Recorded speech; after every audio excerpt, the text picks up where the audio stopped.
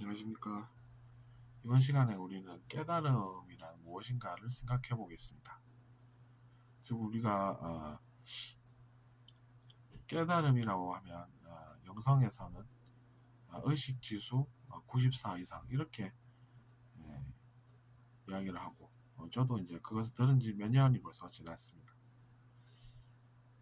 그러니까 의식지수 94 이상이면 깨달음을 안다는 것이죠. 그때 그 깨달음이라는 것은 우리가 영적인 깨달음을 이야기합니다.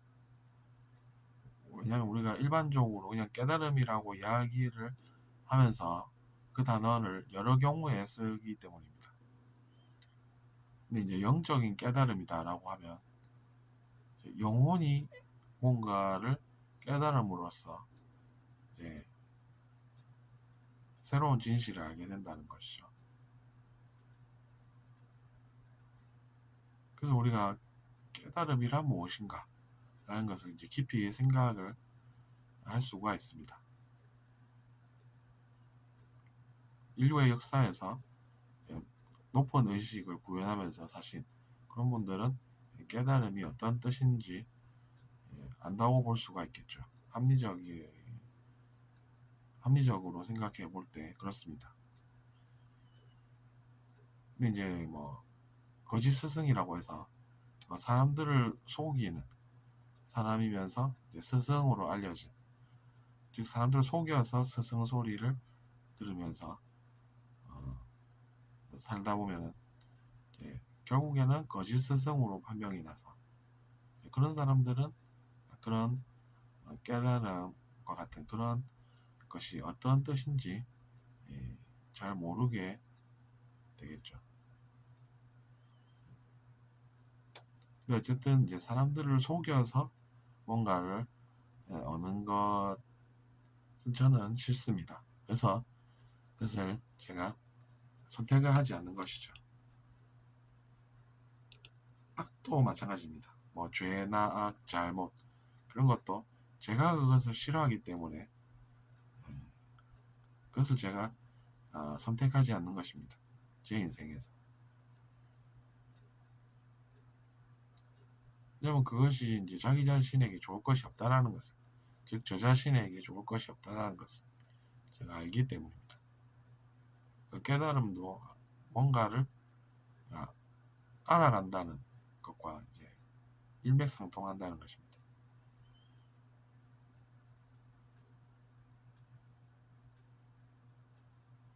예전에 그런 이야기가 있었죠. 한 가금류가 이제 머리를 어딘가에 안으로 넣으면 자기 자신이 완전히 숨은 줄 안다. 이런 이야기를 제가 한 30년 전에 들었습니다. 그래서 사람들이 막 신나게 깔깔깔 웃으면서 그 얘기를 하는 것을 들었죠. 근데 이제 그것이 마냥 웃어도 될 일인가 이런 생각이 저는 들었던 것입니다. 왜냐하면 사람들도 이제 그렇게 사는 모습을 제가 알고 있었기 때문이죠. 보통은 이제 사람들도 뭔가를 숨기지 않습니까? 그러면서 아무도 모르겠지 하면서 살지만 본인은 그 사실을 알기 때문에 계속 숨겨야 되고, 그러면 이제 상대방은 뭔가 이상하다 이렇게 생각하고 왜 저럴까 생각하고 왜 저런 행동을 할까라고 생각하고 그렇게 계속해서 본다는 것입니다. 그러면 어떻게 그 사실을 우리가 숨기겠습니까? 영원히. 결국에는 하나씩 하나씩 진실이 드러난다는 이야기입니다. 현실은.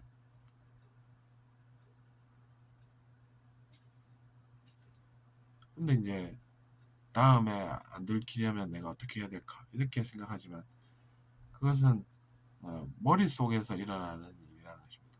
인생을 머릿속에서 자기 자신이 어떻게 살겠습니까? 우리는 현실을 살지 않습니까? 그러니까 현실을 우리가 살아가기 때문에 현실은 어떻게 돌아가고 진실은 무엇인가를 아는 것이 자기 자신에게 도움이 된다는 것입니다. 그러면은 양심을 모두 버리면 되지 않는가라고 이야기하지만, 양심을 버린다는 것은 저에게는 엄청나게 많은 것들을 잃는 것과 같습니다.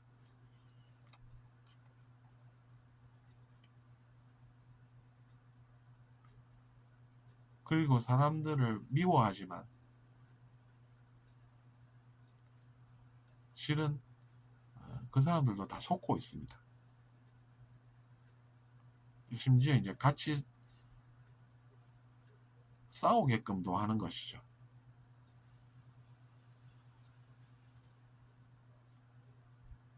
그래서 이제 우리가 선악과와 뱀의 지혜가 어떤 것입니까? 선악 판단을 하지 않습니까? 너는 잘못한 게 없어, 이렇게 접근을 합니다. 친한 척을 하면서 저 사람이 나빠, 또 그렇게 얘기를 합니다. 그래서 이제 두 사람에게 그런 이야기를 다 어, 하는 것이죠. 둘 다 마음에 안 들면.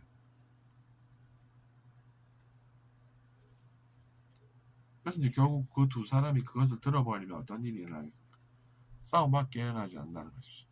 그래서 그것이 뱀의 지혜라는 것입니다. 교활하지 않습니까? 간악하죠. 교활하다라고 하는 것은 이제 본인이 잘못하면서 다른 사람의 잘못으로 만들어버리는 그런 것입니다. 그러니까 뒤집어 씌우기까지 한다는 것이죠. 본인이 잘못하는데 내가 싫어하는 누군가가 잘못하는 것처럼, 그렇게까지 해도 또 그렇게까지 해서 또 속입니다. 그래서 우리는 그런 것까지 다 알아야 한다는 것입니다. 안 그러면 우리가 속기 때문에, 피해자가 되기 때문에.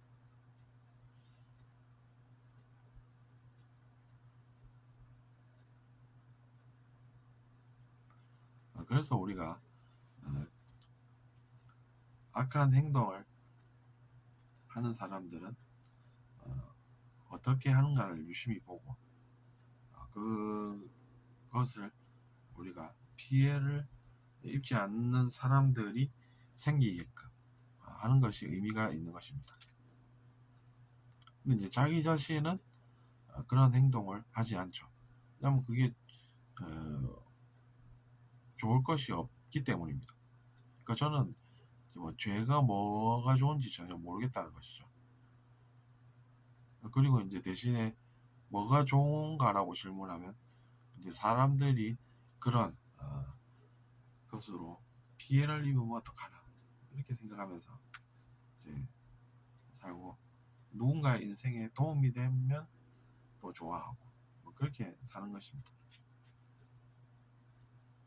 어쨌든 이야기가 좀 길어졌는데, 깨달음이라고 하면 우리가 뭔가를 알아가는 과정을 통해서 느껴볼 수가 있는 것입니다. 근데 알아간다라고 하는 것은 어떤 것이겠습니까? 거짓을 알아가겠습니까? 아니죠. 진실을 알아가는 것입니다. 그렇기 때문에 우리가 나도 의식 추락은 안 해야 되겠어 라고 생각하는 것이 합리적이고 현명합니다. 근데 의식 추락을 하는 것은 자기 자신의 욕망, 과도한 욕망, 또 뭐 욕심, 이런 것 때문에 이제 그렇게 되는 것이니까 나는 그런 것을 조심해서 살아야겠어. 그러면 내 의식이 추락하지는 않겠지. 그렇게 되는 것입니다. 의식이 추락이 끝일 것 같습니까? 그리고 행복하게 살 수 있을 것 같습니까? 그것도 아닙니다. 역할이 다 되면은 그 존재도 소멸하는 것입니다. 역할이 끝나면 이제 그 존재는 소멸이 된다는 것이죠. 그럼 의식이 추락한 사람은 역할이 있을 때까지만 존재하고 그것이 끝이라는 것입니다. 하지만 의식이 상승하는 길을 가면 그렇게 되지 않습니다. 영생을 누리게 됩니다. 그래서 우리가 의식이 높으신 분들께서 한 이야기를 들어보면 그런 영생에 대해서 언급하는 것도 볼 수가 있는 것입니다. 그러니까 이제 깨달음을 안다는 것은 스스로 무언가를 알아가는 과정을 통해서 정확하게 자기 자신이 그것을 알고 있다는 것을 알기 때문에 사람들에게 자기 자신이 아는 것을 또 정확하게 이야기를 할 수가 있습니다.